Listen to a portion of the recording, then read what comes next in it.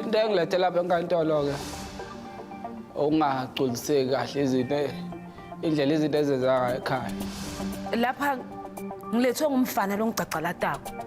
Ufuna imali yami mine nendvodza yami. Usho ubaba ongizalayo. Uvele Iwe utangikhala. Hayi, ngizide ngidambuka emehlweni ngimtshele kahle. Uthi ngeke aze ayithathe imali endvodza yami. All right. Court 10 is in session. Judge Thenjiwe Khambule is presiding. Mnumzane, cela utshele inkantolo amagama akho aphelele. Dumsana Ezek Thwala.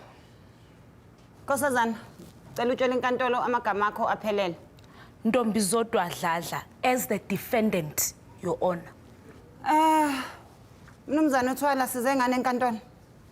Kose enkantolo into esize lapho ngifuna imali nje 1 million. Hey. Indlela lo muntu wesifazana angihlukumeze ngayo edida usathane.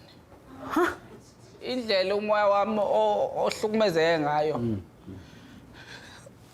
Vele uthi akukhale kose enkantolo. Ngicela utshele inkantolo iprofession yakho. Hayi mina ngumuntu okhona nje enkantolo. Stay home son. Understand kahle. Awuzama ukunaba mhlambe kuleyo ndawo. Okay. Ngizokulekelela. So kusho ukuthi umuntu my lady umuntu nje osaphumule. Oyihlalele ekhaya, oyayinela igazi, umuntu okhonza leisure. Umuntu olivila leli. No, my lady, emthethweni nje ayikho into ethi awungalayini igazi, uphumule. Okay. Yeah. Mrs. Dladla, what's your profession? Ngafelwa indvodza yami. Profession yakho. Shothi mine Nkosi yenkantolo ngi-maintainer the house kuthi ibe in order hayi leli vila leli lala langa lonke lo muntu akendi lutho lo muntu. Kose enkantolo. Nihlobene kanjani nazana kanjani? Lo ujwayele nobaba wami. My husband. Hayi akuyena uhusband, awushadile nobaba, uMrs. Dladla. uMrs. Dladla mina Ngicela ukuthi chaza Nkosi yenkantolo. Ngicela angangikhulumeli ngoba ngikhona. Mina Nkosi yenkantolo kwasuke kwashona indvodza yami. Wayibulala indoda yakhe enkantolo. Azu accuse abantu ke for into enjalo enkantolo. Uxolo Nkosi enkantolo. Indvodza yami beyiliphoyisa. Manje mayishona. Bengengikwadi kushada Mr. Thwala Junior ngoba bengidawuluza imali letiningi buma pension fund ema widows bengidawuba yini mina. Mangalela ngoba usethandana nobaba wakho. Yebo Nkosi enkantolo. Shuthi ke ngayibeka nje letho. Indlela Nkosi enkantolo umuntu asethola ukuhlukumeza ngayo ukuthi angene ubaba ngisekhona. Yabona my lady. Bayabukisa labantu laba. Yabona my lady, mina ngicina sengiyi-shoulder to cry on. Indlela into abhlungu amenze yona. Yabona angikwazi nami ngabe shoulder to cry on kungatholakali lutho. Hlala ukuthi uyithokozisa ngomuntu uzokuthiwa usethokozisa ubaba wakho. Hey! Sho mina ngicela Ngicela ukukhuluma iqiniso mina. Nkosi yenkantolo. Nkosi yenkantolo mina ngicela ukukhuluma. Kuphele nini ukuthi kube icala ukuthi umuntu athandane nomunye umuntu mekade ethandana nawe?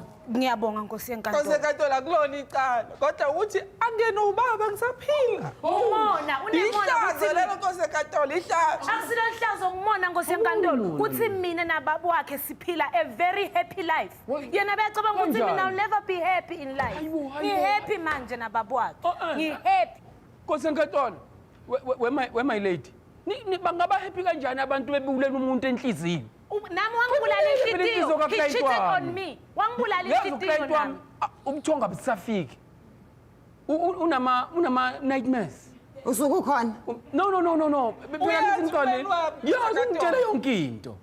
Ngithi mina ngicela le court ngempela imzwele ngoba indlela sayiyona 1 million nawo omncane nje awuyona imali. Nkosi enkantolo yamngele imali uqeda Nkosi enkantolo lo muntu sijole since primary sika nje siubhenian bed say high school saw Roman Juliet uyasuka ubaba uyamthatha Angithola usukwayekela isikole bothi ngidoyinta kanjani ngisebenza mina ngingi-entrepreneur ngangena Wathatha kwi-BFE imoto lapha ecar wash lapha emgaqweni no auto car assistant akusho ukuthi ngiwasha imoto lokho kasekatolo uyini ke wena usebenzaphi uyini wena mina kosenkantolo ngoba ngishilo ukuthi ngiyi-BEE kodwa elisahlele ekhaya kwamanje unayo isikhe ekhaya unayo lami isikhe endlini yami unayo isikhe kosenkantolo uthi endlini yakhe la ngizalelwe khona ayishadile nobaba lo muntu kosenkantolo uthi endlini yakhe usho kanje uthi endlini yakho emzini womunye umuntu oney'ngane ey'sekhona kulowo muzi he is my husband husband ungashadile kosenkantolo ngiyafisa ukumbona ubaba ongcole kanje onamanyala kanje ubaba ozala lensizwa Okay, before we get to all this rubbish, niyangiconfuse nje nonke sengibone kwaphenduke ngathi nje indlu yamahlaya le. Kodwa isenkantolo sokhuluma ngecase ebalekile.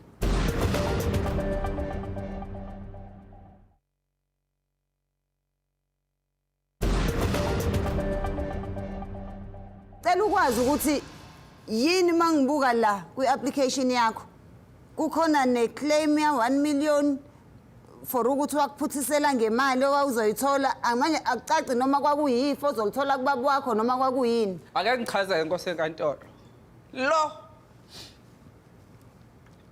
umuntu oyisiphazamiso empilweni yami nje kudala waqala ukuba isiphazamiso mina ngumuntu kahle kahle onesiphiwo kosenkantolo sokubonisa izinto esibeni saphakade ingelozi yokuluka shuthi mangibona izinto zikhanya bha kosenkantolo into nje ngiyibona ibe njengoba ngiyibonile iyenzeka njengoba ngimbonisile ummeli wami kosenkantolo nozuma futhi naye nawe ungakubona ukuthi uba ijaji ngeleli la ukumi njengamanje apha mangapha ngoba vele mina into zami ziyangitshela shuthi inkinga ke la kosenkantolo enzeke khona ukuthi ngelinye ilanga ngiyabona ngiyaphupha impela ngise-Shoprite ngithi mangise-Shoprite kosenkantolo ngikhuluma nekheshe yakhona namashiyayo enhle ikhesha lena ingitshela ukuthi hayi sengiwinile imali engango-1 million into engayijabula nkosenkantolo hayi kuze kudluleke lapha ezingeni lokuthi ngiyaphupha lento kube ngathi siyenzeka ngempela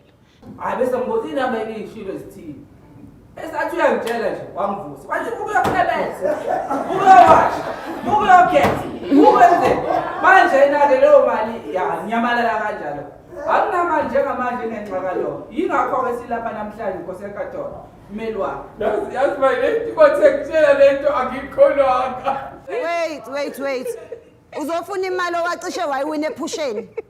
kanti usesetini ngaba no kusiseti nakho nami engitshela mayileti ngiyihlekile lento kodwa ngobe ngarealize ukuthi hayi ngempela kufuneka msiwishe akakwazi umuntu ukuthi akakuluzisa nephupho kanje awu into la yatiko kuphupha ngikokuphupha le mali masakayibambile uyayihlaphathisa njengoba asho ubone amantombazane eShoprite mahle kunjani uyayihlaphathisa imali le mali ngeyami Mayileti Wamvusa ephusheni what's your side of the story?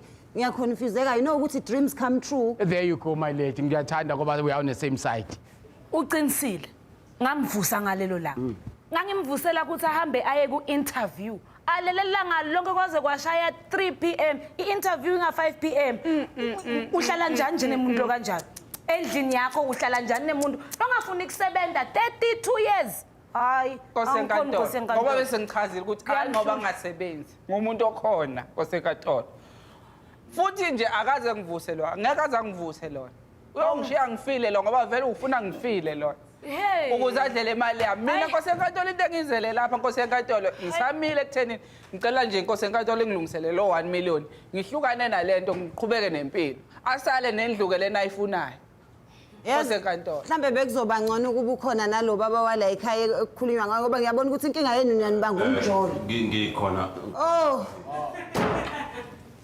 ngikhona yeah uthini ke wena ngale nqushu eyenzekayo ukula nje nkosenkantolo ebami Ngicela nje sihambe soyilungiselela. Cha. Lalela baba, lalela. Wena nalo step wakho angisayi ngendaba. Into engiyifunayo la. I-ex-girlfriend yami lo shoda uthi wazamela ukwakho. hayi mina isebenzele la. Hayi Nkosi enkantolo. Ngicela 1 million nje iphele le. Yabona nawe baba nje unesibini ukuthi uzusho ukuthi ukhona la. Ngoba kwazi ukuthi ungahlela ulokhuzana ingane yakhe intombi. hayi sisenkantolo phela la sikho ekamereni ngazi ukuthi lento yeni bekufanele ilungise ekamereni angilona iqhikiza mina elikhuluma indaba zomaqomane ngiyijaji ngikhuluma indaba zamacala indaba yakho yamaphupho nendaba yakho yokuqoma zonke ezikhona ekhaya ayizukukhulunywa la ecourt ngiphumelele ecourt yami hambe noyilungisa ekamereni indaba yeni Mana Nkosi enkantolo, mana Nkosi enkantolo. Nkosi enkantolo. I-million Nkosi enkantolo. Lele. Mina sinqumo semphathi inkantolo ngingathi singijabulisile phinza sikangijabulisi. Oh hayi mina. Shuthi ngathile isinqumo senkantolo asingithokozisanga neze. Lo mfana uthi ngakudiscipline. Yathi bantwana bamanje bane problem, serious problem. Ngesingami nje le case manje ngiyayidlulisela phambili kwi-high court ngoba ngabona ukuthi la vele leli judge lelala ekhaya lithengiwe. Inkinga ikuphi? Lithandvo liyahamba nje liya-revolve. Mina nangabe baba wakhe ngilomphatha kahle. Inkinga ikuphi? Lo mntwana udzinga i-discipline and mina ngayi-instill. Into engize ngicabanga ukuthi angijole noma wakhe lo step mother sami ukuze ngibe step father sakhe ukuze abone ukuthi kunjani emhlabeni. Yeah, high court. Ila ibheke khona ke manje la. Sothola la phezulu gospel. Ngiyabonga. bizicala